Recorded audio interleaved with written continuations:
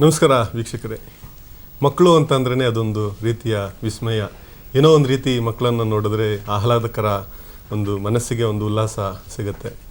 ಮಕ್ಕಳು ಹಕ್ಕುಗಳಿಂದ ವಂಚಿತರಾದರೆ ಅದೊಂದು ರೀತಿ ಮನಸ್ಸಿಗೆ ಕಸಿವಿಸಿನೂ ಕೂಡ ಉಂಟು ಮಾಡುತ್ತೆ.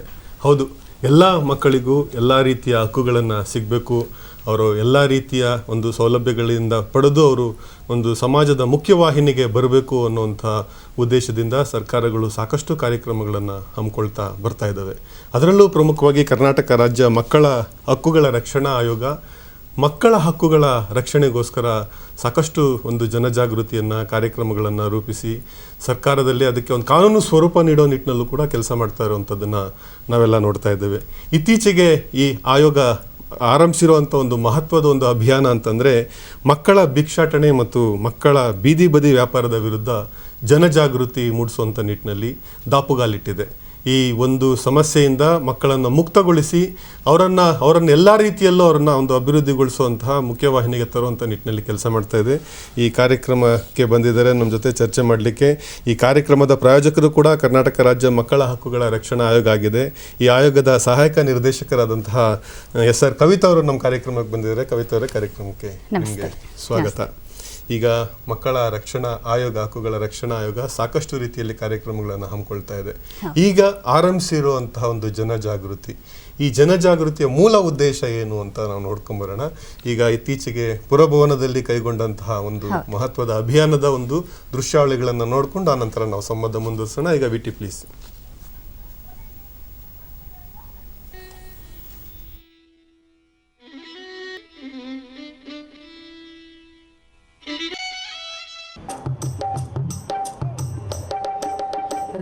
ರುಜಿನಕ್ಕೆ ಮದ್ದು ನೀಡಿ ಜೀವ ಪೊರೆದವರಿಗೆ ನಮನ ನಮನ ನಮನ ನಮನ.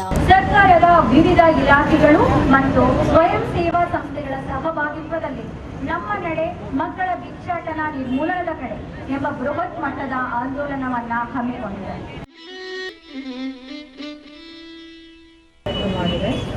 ಈ ಕಾರ್ಯಕ್ರಮದಲ್ಲಿ ನಾನು ಪೂರ್ತಿಯಾಗಿ ಭಾಗವಹಿಸಬೇಕು ಅನ್ನೋದು ನನ್ನ ಉದ್ದೇಶ ಇತ್ತು.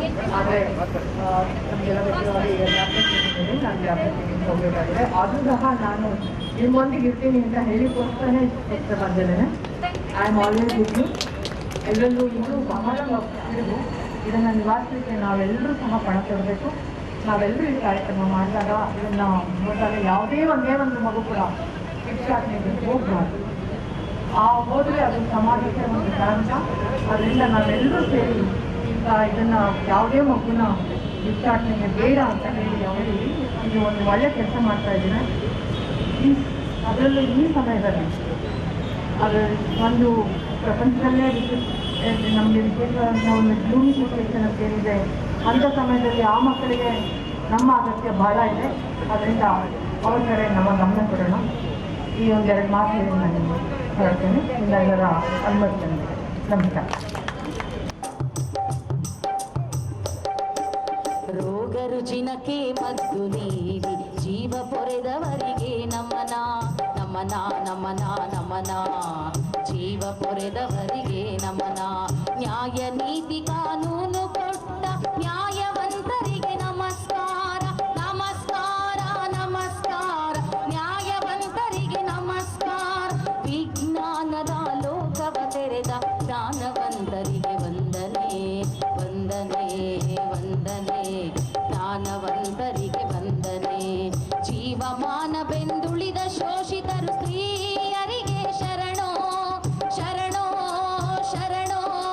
ಶೋಷಿತರಿಗೆ ಶರಣೋ ಶರಣು ಶರಣು ಶರಣೋ ಶರಣು ಶರಣು ಶರಣೋ.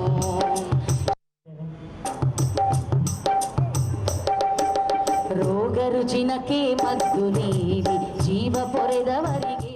ರೈಲ್ವೆ ಸ್ಟೇಷನಲ್ಲಿ ಭಿಕ್ಷೆ ಬಿಟ್ಟಿರ್ಬೇಕಾದ್ರೆ ಮೋಸ್ಕದವರು ರೆಸ್ಕ್ಯೂ ಮಾಡಿ ಏನಪ್ಪ ನಿನ್ನ ಹೆಸರು ಸಜೆಸ್ಟ್ ಆಗಿಬಿಟ್ರು. ಇವಾಗ 5 ವರ್ಷ ಆಯ್ತು ನಾನು ಓದ್ತಾ ಬಂತ. ತುಂಬ ಚೆನ್ನಾಗಿ ನೋಡ್ಕೊತಿದ್ದಾರೆ. ಎಲ್ಲ ಫೆಸಿಲಿಟಿನೂ ನನಗಿರೋ ಥರ ಎಲ್ಲ ಮಕ್ಕಳಿಗೆ ಇರಲಿ. ನಮಗೆ ಸ್ಕೂಲ್ ಅಂತ ಏನಂತನೂ ಗೊತ್ತಿರಲಿಲ್ಲ. ಆದರೆ ಎಕೋ ಸಂಸ್ಥೆಯಿಂದ ನಮಗೆ ಸರ್ವೆ ಮಾಡಿ ಕೌನ್ಸಿಲಿಂಗ್ ಮಾಡಿ 1 ವರ್ಷ ನಮಗೆ ಟ್ರೈನಿಂಗ್ ಕೊಟ್ಬಿಟ್ಟು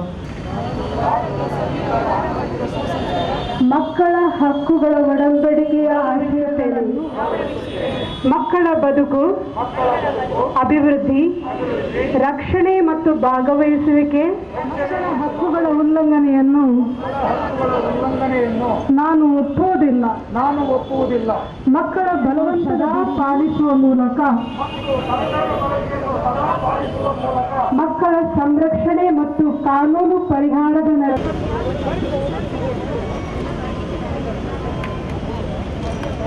ಮುಖಾಂತರ ದಾಳಿಗೆ ತಯಾರಾಗಿದೆ.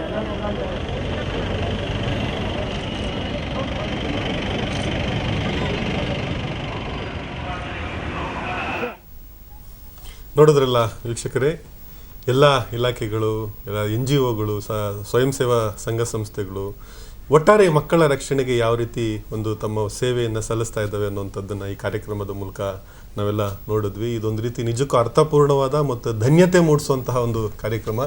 ಈ ಕಾರ್ಯಕ್ರಮದ ಮೂಲ ಉದ್ದೇಶಕ್ಕೆ ಹೋಗೋದಕ್ಕೆ ಮುಂಚೆ ಒಂದು ಪ್ರಶ್ನೆ ಬರುತ್ತೆ ಮೇಡಮ್, ಏನು ಅಂತಂದರೆ ಕರ್ನಾಟಕ ರಾಜ್ಯ ಮಕ್ಕಳ ಹಕ್ಕುಗಳ ರಕ್ಷಣಾ ಆಯೋಗ ರಚನೆ ಉದ್ದೇಶ ಏನು, ಹೇಗೆ ರಚನೆ ಆಯ್ತಿದ್ದು ಅಂತ?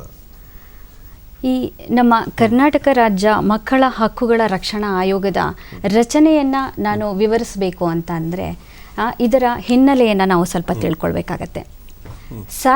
1992ರಲ್ಲಿ ಭಾರತ ಸರ್ಕಾರ ವಿಶ್ವಸಂಸ್ಥೆಯ ಮಕ್ಕಳ ಹಕ್ಕುಗಳ ಒಡಂಬಡಿಕೆಗೆ ಸಹಿಯನ್ನು ಹಾಕತ್ತೆ.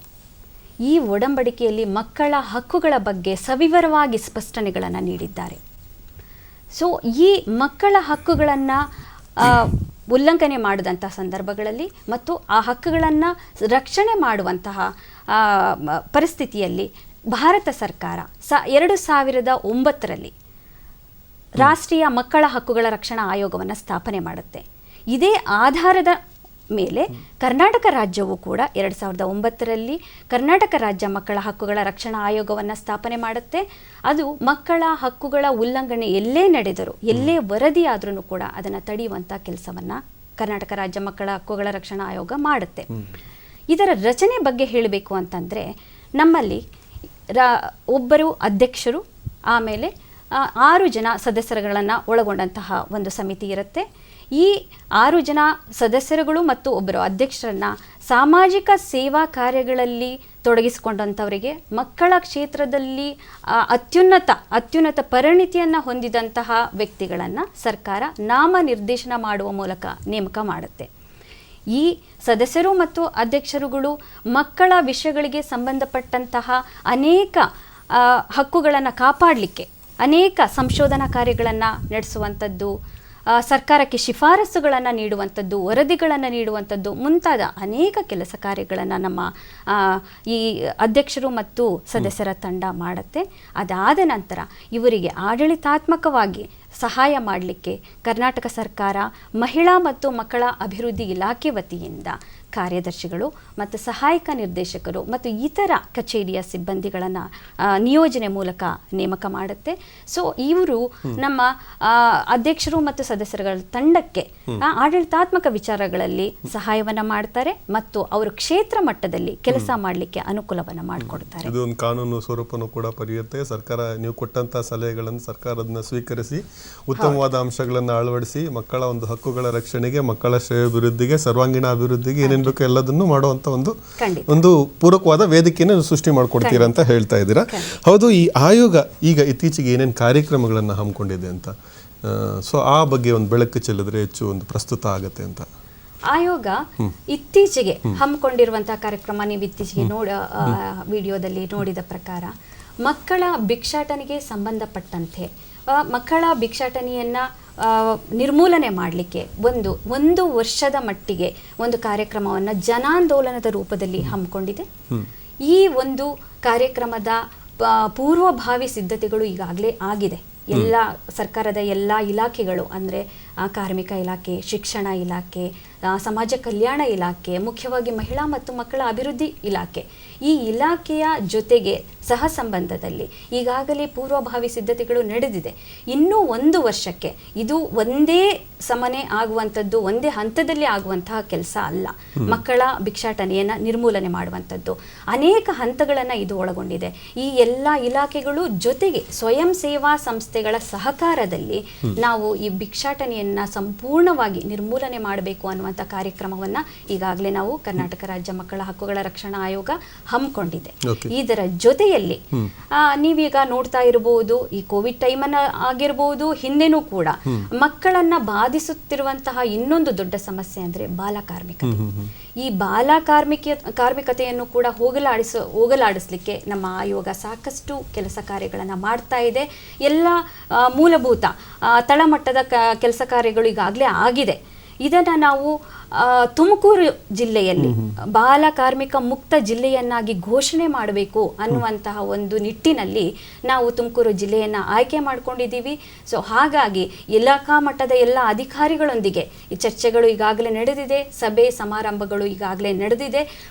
ಮುಂದಿನ ಹಂತದಲ್ಲಿ ನಾವು ಹೇಗೆ ಈ ಕಾರ್ಯಕ್ರಮವನ್ನು ಇಂಪ್ಲಿಮೆಂಟ್ ಮಾಡಬೇಕು ಅನ್ನುವಂಥದ್ದು ಈಗಾಗಲೇ ನಾವು ಕ್ರಿಯಾ ಯೋಜನೆಯನ್ನು ಸಿದ್ಧಪಡಿಸಿಟ್ಟುಕೊಂಡಿದ್ದೇವೆ. ಇದಾದ ನಂತರ ನಿಮಗೆ ತಿಳಿದಿರೋ ಮಟ್ಟಿಗೆ ಉತ್ತರ ಕರ್ನಾಟಕ ಜಿಲ್ಲೆಗಳಲ್ಲಿ ಬಾಲ್ಯ ವಿವಾಹ ತುಂಬಾ ಹೆಚ್ಚಾಗಿ ನಡೀತಾ ಇದೆ. ಅದರಲ್ಲೂ ಈ ಕೋವಿಡ್ ಟೈಮಲ್ಲಿ ನಿಮಗೆ ಗೊತ್ತಿರಬಹುದು, ಸಾಕಷ್ಟು ಈ ಥರದ ಕೇಸ್ಗಳು ಈಗ ರಿಪೋರ್ಟ್ ಆಗ್ತಾ ಇದೆ. ಆದ್ದರಿಂದ ಈ ಬಾಲ್ಯ ವಿವಾಹವನ್ನು ನಾವು ಸಂಪೂರ್ಣವಾಗಿ ನಿರ್ಮೂಲನೆ ಮಾಡಬೇಕು ಅನ್ನುವಂಥ ನಿಟ್ಟಿನಲ್ಲಿ ಉತ್ತರ ಕರ್ನಾಟಕದ ಎಲ್ಲ ಜಿಲ್ಲೆಗಳಿಗೆ ಪ್ರತಿನಿಧಿಯಾಗಿ ಒಂದು ಬಳ್ಳಾರಿ ಜಿಲ್ಲೆಯನ್ನು ನಾವು ಆಯ್ಕೆ ಮಾಡ್ಕೊಂಡಿದ್ದೀವಿ. ಆಯೋಗದ ವತಿಯಿಂದ ಬಳ್ಳಾರಿ ಜಿಲ್ಲೆಯನ್ನು ಸಂಪೂರ್ಣ ಬಾಲ್ಯ ವಿವಾಹ ಮುಕ್ತ ಜಿಲ್ಲೆಯನ್ನಾಗಿ ಮಾಡಬೇಕು ಅನ್ನುವಂಥ ಒಂದು ಕಾರ್ಯಕ್ರಮವನ್ನು ಹಮ್ಮಿಕೊಂಡಿದ್ದೀವಿ. ಸೊ ಅದನ್ನು ಕೂಡ ಈಗ ಎಲ್ಲ ಹಂತದ ಕೆಲಸ ಕಾರ್ಯಗಳು, ಇಲಾಖೆಗಳ ಜೊತೆಗೆ ನಮ್ಮ ಭೇಟಿ ಸಭೆಗಳು ಈಗಾಗಲೇ ನಡೆದಿದೆ. ಮುಂದಿನ ಹಂತದಲ್ಲಿ ಅದನ್ನು ಇಂಪ್ಲಿಮೆಂಟ್ ಮಾಡ್ತಾ ಇದ್ದೀವಿ. ಆ ಜಿಲ್ಲೆಯ ನಂತರ ಕರ್ನಾಟಕದ ಎಲ್ಲ ಜಿಲ್ಲೆಗಳಲ್ಲಿ ಕೂಡ ಈ ಕಾರ್ಯಕ್ರಮವನ್ನು ಇಂಪ್ಲಿಮೆಂಟ್ ಮಾಡಬೇಕು, ಜಾರಿಗೊಳಿಸಬೇಕು ಅನ್ನುವಂಥ ಉದ್ದೇಶವನ್ನು ನಮ್ಮ ಆಯೋಗ ಹಮ್ಮಿಕೊಂಡಿದೆ.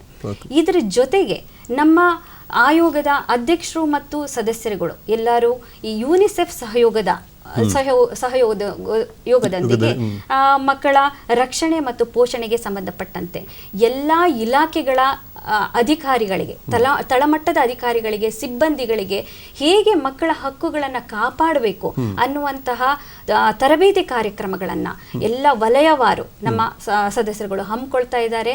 ಅದು ಕೂಡ ಈಗಾಗಲೇ ಮುಕ್ತಾಯ ಹಂತಕ್ಕೆ ಬಂದಿದೆ. ಇದರ ಜೊತೆಗೆ ನಮ್ಮ ಆಯೋಗದ ಅತ್ಯಂತ ಪ್ರಮುಖವಾದ ಕರ್ತವ್ಯ ಏನು ಅಂತಂದರೆ, ಸರ್ಕಾರ ಈಗಾಗಲೇ ಸಾಕಷ್ಟು ನಿಯಮಗಳನ್ನು ಜಾರಿ ಮಾಡುತ್ತೆ. ಈ ನಿಯಮಗಳು ಮಕ್ಕಳ ಹಂತಕ್ಕೆ ಎಷ್ಟು ಅದು ಸಾಧಕ ಬಾಧಕಗಳು ಏನು, ಮಕ್ಕಳಿಗೆ ಅದು ಎಷ್ಟು ಪ್ರಯೋಜನಕಾರಿ ಎನ್ನುವಂತಹ ವಿಷಯವನ್ನು ಎತ್ಕೊಂಡ್ಬಿಟ್ಟು ಸಮಗ್ರವಾಗಿ ಅಧ್ಯಯನ ಮಾಡಿಬಿಟ್ಟು ಸಂಶೋಧನೆಯನ್ನು ನಡೆಸಿ ನಮ್ಮ ಸಂಪೂರ್ಣ ವರದಿಯನ್ನು ನಾವು ಸರ್ಕಾರಕ್ಕೆ ಸಲ್ಲಿಸ್ತೀವಿ. ಹಾಗೆ ಎಲ್ಲಿಯಾದರೂ ಮಕ್ಕಳ ಹಕ್ಕುಗಳ ಉಲ್ಲಂಘನೆಯಾದಂತಹ ಒಂದು ವರದಿ ಆಯಿತು ಅಂತಂದರೆ ಅದನ್ನು ನಾವು ಖುದ್ದಾಗಿ ಸ್ವಯಂ ಪ್ರೇರಣೆಯಿಂದ ದೂರನ್ನು ದಾಖಲಿಸ್ಕೊಂಡ್ಬಿಟ್ಟು ಮಗುವಿಗೆ ನ್ಯಾಯವನ್ನು ಒದಗಿಸ್ಕೊಡುವಂತಹ ಕೆಲಸವನ್ನು ನಾವು ಮಾಡ್ತೇವೆ. ಆ ನಂತರ ಎಲ್ಲ ಇಲಾಖೆಗಳಿಗೆ, ಸಂಬಂಧಪಟ್ಟ ಪ್ರಾಧಿಕಾರಗಳಿಗೆ ನಿರ್ದೇಶನಗಳನ್ನು ನೀಡುವಂತಹ ಕೆಲಸವನ್ನು ಕೂಡ ನಮ್ಮ ಆಯೋಗ ಮಾಡುತ್ತೆ. ಕವಿತಾ ಅವರೇ, ಒಂದು ಇಲ್ಲಿ ಮೂಲಭೂತ ಪ್ರಶ್ನೆ ಬರುತ್ತೆ. ಏನಂತಂದರೆ, ಮಕ್ಕಳು ಭಿಕ್ಷಾಟನೆ ಮಾಡಬಾರ್ದು ಅನ್ನುವಂಥದ್ದು ಒಂದು ಮಾಡಬಾರ್ದು ಅನ್ನುವಂಥದ್ದು ಒಂದು ಸರ್ಕಾರದ ಒಂದು ನಿಯಮ, ಅದನ್ನು ಉಲ್ಲಂಘನೆ ಆಗಬಾರ್ದು ಅನ್ನುವಂಥದ್ದು ಆಯೋಗದ ಒಂದು ಜವಾಬ್ದಾರಿ. ಮಕ್ಕಳು ವ್ಯಾಪಾರನೂ ಮಾಡಬಾರ್ದು ಅನ್ನುವಂಥದ್ದು ಹೇಗೆ ಇದು ಒಂದು ರೀತಿ ಅಂದರೆ ನಿಯಮದ ಒಂದು ಉಲ್ಲಂಘನೆ ಆಗುತ್ತೆ ಒಂದು ಮಾನವೀಯ ದೃಷ್ಟಿಯಿಂದ ನೋಡೋದಾದ್ರೆ ಅದನ್ನು ಯಾವ ರೀತಿ ನೀವು ವಿಶ್ಲೇಷಣೆ ಮಾಡ್ತೀರಾ ಅಂತ? ಯಾಕೆಂದರೆ ಸಾಮಾನ್ಯವಾಗಿ ಸಹಜವಾಗಿ ಮೂಡೋ ಪ್ರಶ್ನೆ ಇದು, ಹೇಗೆ ಅಂತ. ಈಗ ನಮ್ಮ ಸಂವಿಧಾನನೇ ಹೇಳಿದೆ, ಮಕ್ಕಳ ಮೂಲಭೂತ ಹಕ್ಕುಗಳಲ್ಲಿ ವಿವರಣೆ ಮಾಡಿದೆ. ಪ್ರತಿಯೊಂದು ಮಗುವಿಗೂ ಜೀವಿಸುವ ಹಕ್ಕು. ಸೆಕ್ಷನ್ 21A ಪ್ರಕಾರ ಪ್ರತಿಯೊಂದು ಮಗುವಿಗೂ ಮೂಲಭೂತ ಶಿಕ್ಷಣವನ್ನು ಕೊಡುವಂಥದ್ದು ಎಲ್ಲ ಸರ್ಕಾರದ, ನಾಗರಿಕರ ಮತ್ತು ತಂದೆ ತಾಯಿಗಳ ಜವಾಬ್ದಾರಿಯಾಗಿರುತ್ತೆ.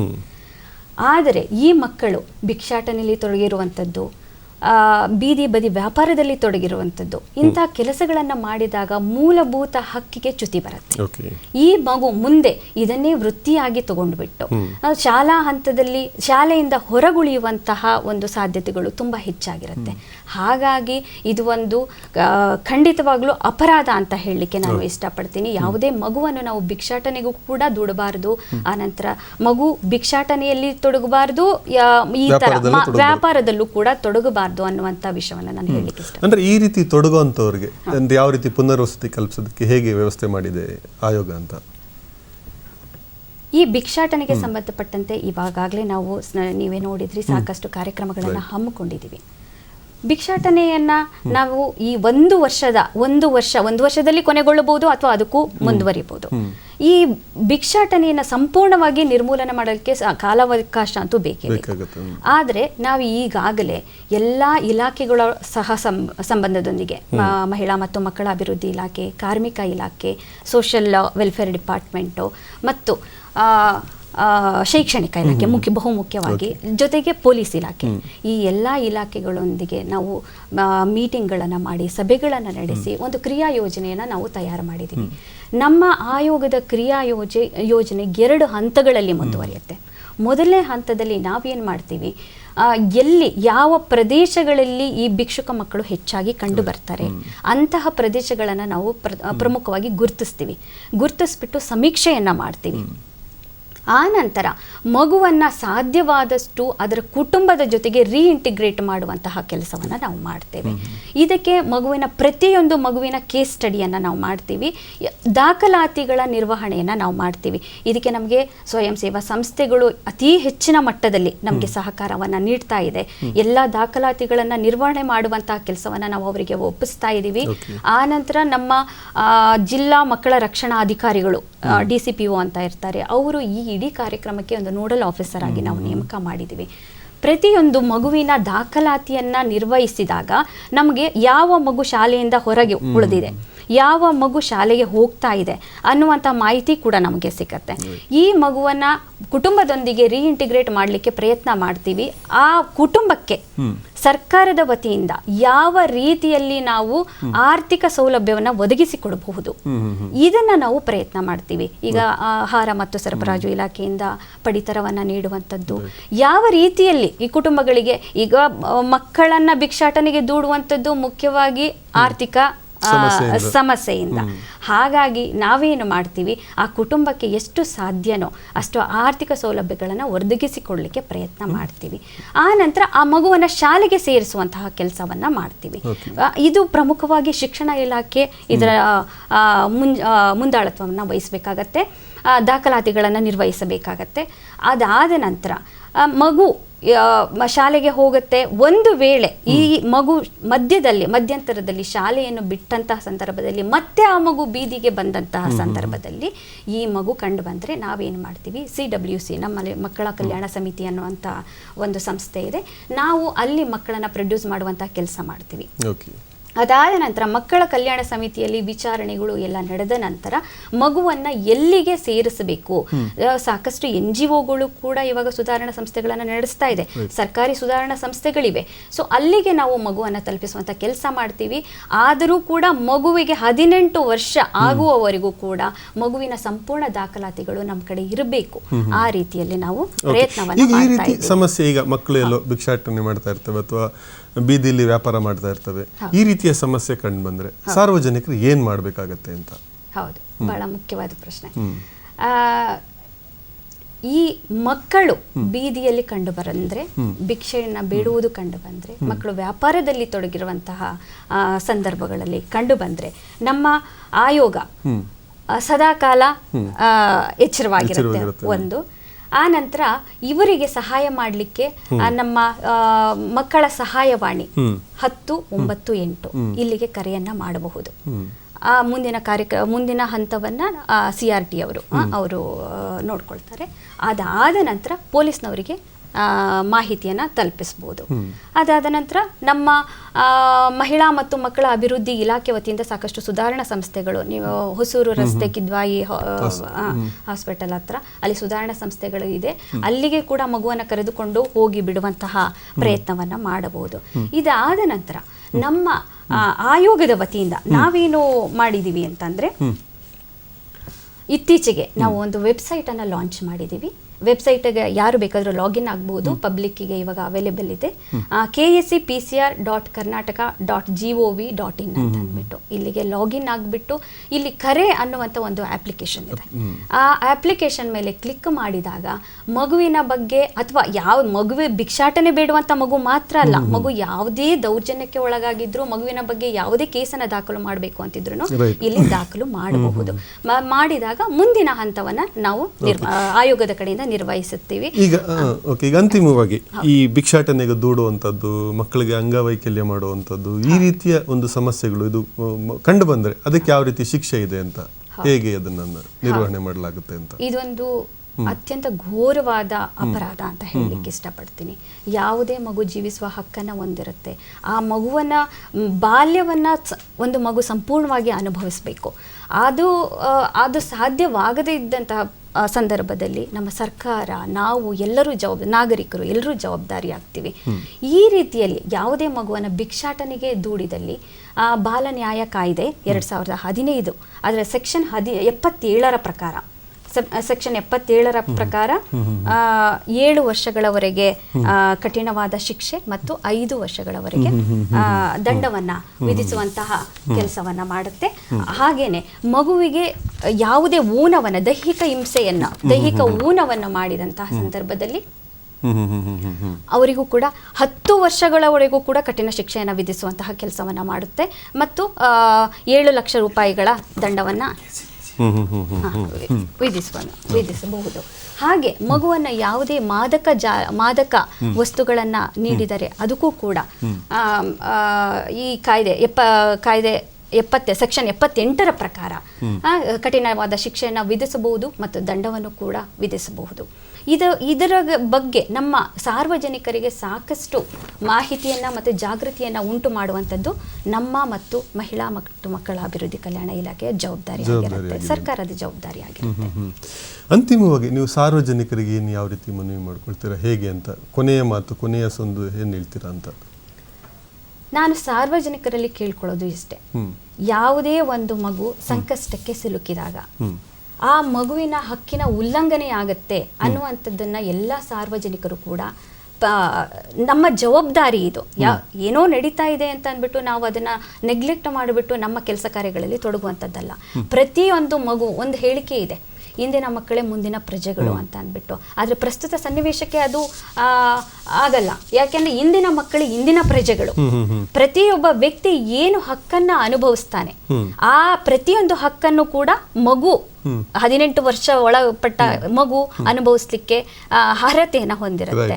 ಹಾಗಾಗಿ ಪ್ರತಿಯೊಂದು ಮಗುವಿನ ಹಕ್ಕಿನ ಉಲ್ಲಂಘನೆಯಾದಂತಹ ಸಂದರ್ಭದಲ್ಲಿ ದಯವಿಟ್ಟು ಆಯೋಗ ಆಗಿರ್ಬೋದು, ಸರ್ಕಾರ ಆಗಿರ್ಬೋದು, ಸಂಬಂಧಪಟ್ಟ ಇಲಾಖೆಗಳಿಗಾಗಿರ್ಬೋದು ಮಾಹಿತಿಯನ್ನ ದಯವಿಟ್ಟು ತಲುಪಿಸಬೇಕು ಅಂತ ಸಾರ್ವಜನಿಕರಲ್ಲಿ ನಾನು ಮನವಿಯನ್ನ ಮಾಡಿಕೊಳ್ತಾ ಇದ್ದೇನೆ. ಕವಿತಾ ಅವರೇ, ಬಹಳಷ್ಟು ತುಂಬಾ ಒಳ್ಳೆಯ ಒಂದು ಅಭಿಯಾನವನ್ನ ಹಮ್ಮಿಕೊಂಡಿದೆ ಆಯೋಗ. ಈ ಆಯೋಗದ ಕನಸುಗಳೆಲ್ಲ ಸಾಕಾರಗೊಳ್ಳಿ, ಈ ಒಂದು ಸಮಸ್ಯೆಯಿಂದ ಮಕ್ಕಳು ಮುಕ್ತರಾಗಲಿ, ಎಲ್ಲರ ಜೊತೆ ಮಕ್ಕಳು ಕೂಡ ಲವಲವಿಕೆಯಿಂದ, ಖುಷಿಯಿಂದ, ಸಂತೋಷದಿಂದ ಇರಲಿ ಅಂತ ನಮ್ಮ ಚಂದನ ವಾಹಿನಿ ಪರವಾಗಿ, ಚಂದನ ವೀಕ್ಷಕರ ಪರವಾಗಿ ನಿಮಗೆ ಹಾರೈಸ್ತಾ ಇದ್ದೀವಿ. ಧನ್ಯವಾದಗಳು.